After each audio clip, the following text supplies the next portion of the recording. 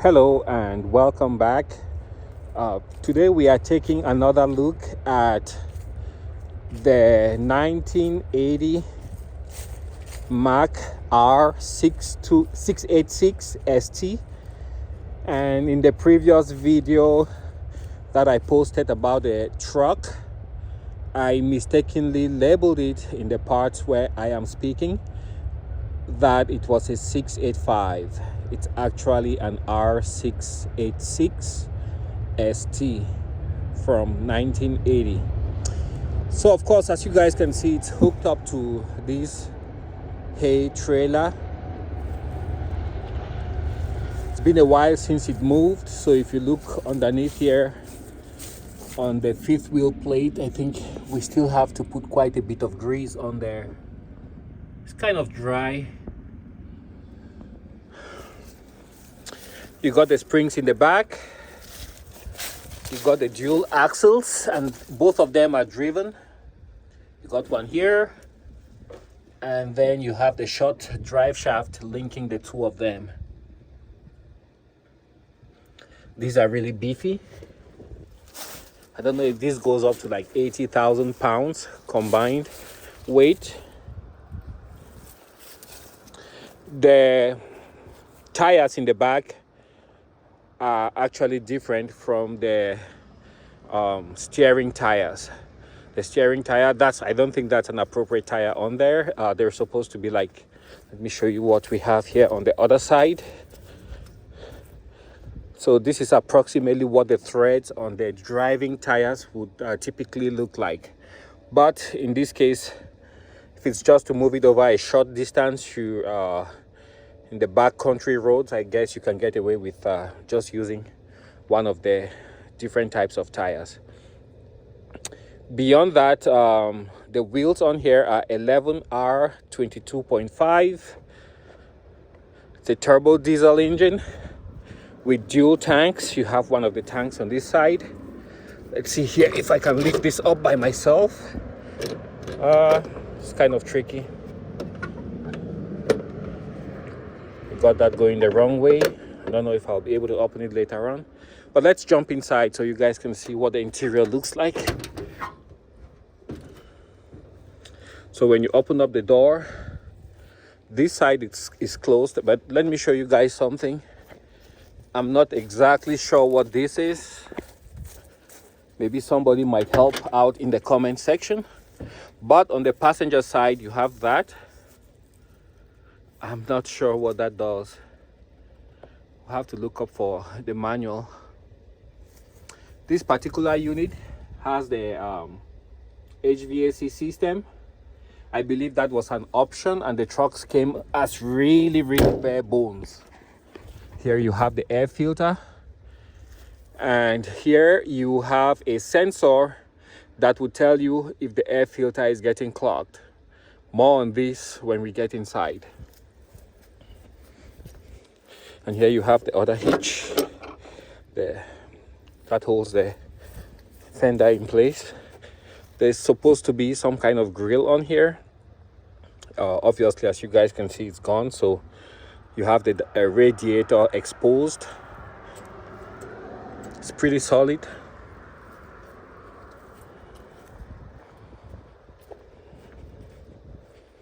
Okay, let's jump in.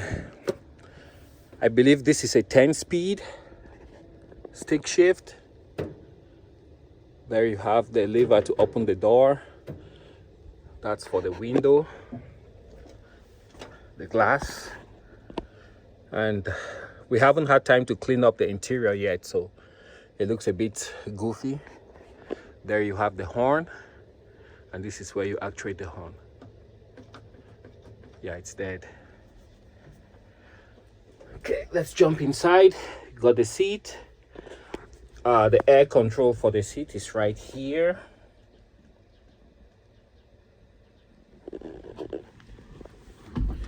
And this is a manual steering. It's not assisted in any way, so you guys can see how big this wheel is. That's to aid, to give you some leverage if you're turning left, if you're turning right. On here we have a checklist, a daily checklist, just like you would have for an aircraft. So before you start up every day, you have the inspection stations, and it shows you how and what to look for. The passenger seat is all eaten up. That's bad. So we have the checklist here. And then if you guys remembered, I showed you something on that air filter. I believe it's hooked up to this device right here, and that would tell you in case the air filter is getting clogged. I'm not sure, but I believe that's what it is. Okay, some of the controls. I already showed you guys the horn. You have this hatch here to let in fresh air.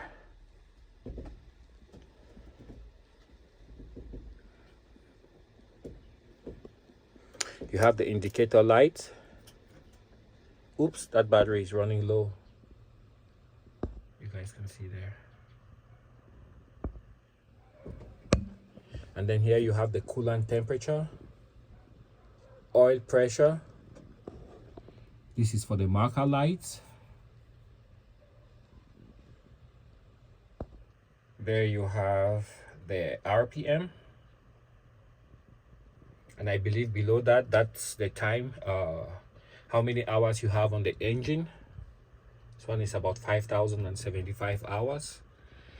On the right side, you have the speedometer, and it's showing 55, which seems to be the sweet spot. Over here on the left, you have a rudimentary type of cruise control. I believe you press on here.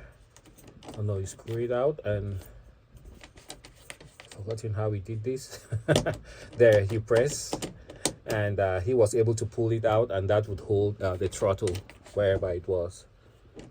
I'm not really sure how it works, but I guess I'll figure it out with time. So a rudimentary type of cruise control. You have this big knob here. I don't know if it's to, yep, it's to move the steering wheel. I don't know if you guys can see. It's kind of hard. Let me zoom out. Here you have the cowl vent. These being diesel engines, in cold weather, you don't want the engine, the temperature of the engine block can actually really drop to levels that are not safe for the operation of the engine, including the engine oil.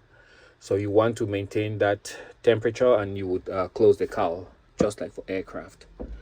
Here you have the engine stop. Oh, did we turn this off? Hope we didn't leave it on all night. Okay.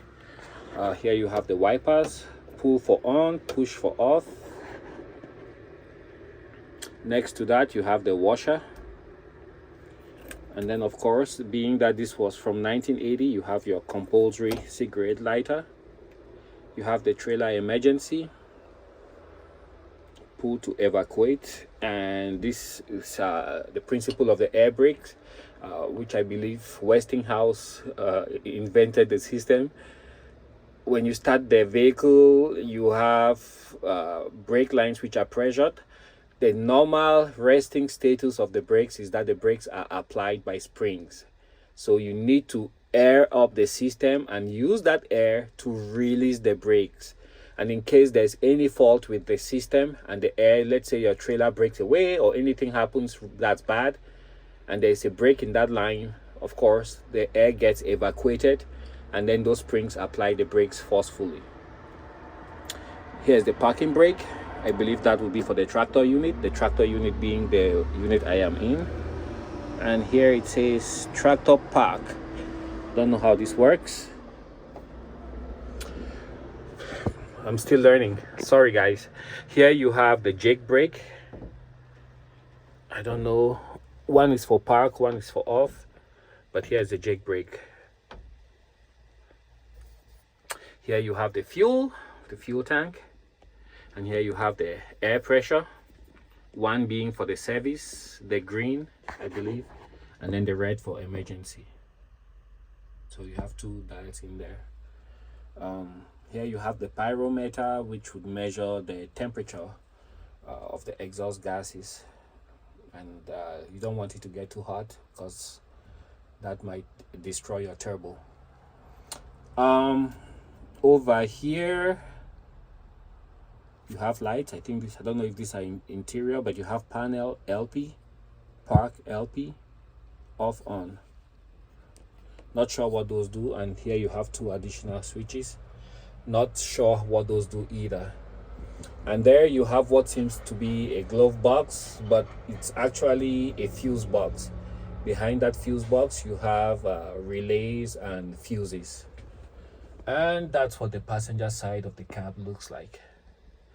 Doesn't have any grab handles I can see. And behind here you have a lone interior bulb. The bulb is long dead. And then the roof, this is just plastic, and it's brittle. So it's just a very utilitarian cab. You have the 3 pedals, accelerator, you have the brake, and then of course you have the clutch. Very, very basic and utilitarian. All right, let's go ahead and see if we can get this truck started.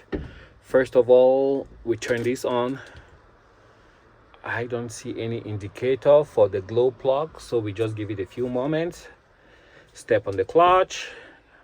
It's kind of hard to push down, not as soft as vehicles, smaller vehicles.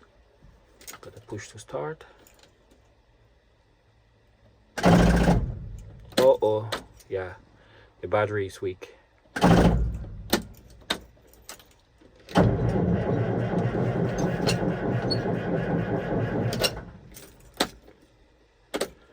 Okay, give a few moments for the glow plugs, if there are any, to warm up. Then give it another shot.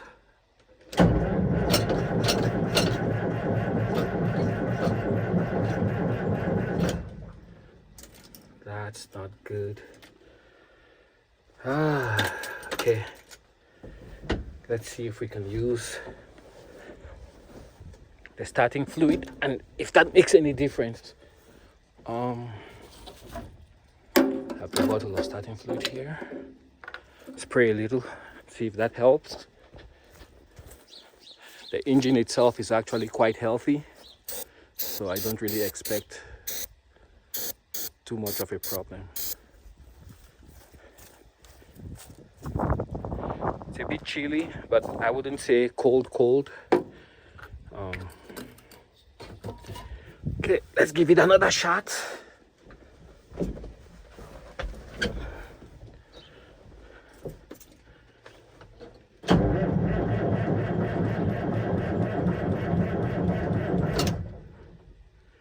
And one more time before we give it give up.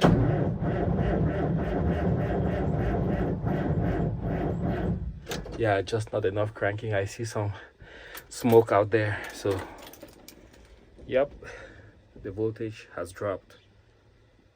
No bueno. Anyways, here you have the gear shift lever, 10 speed I believe he said. Up high, down low. We shift and then boop, continue.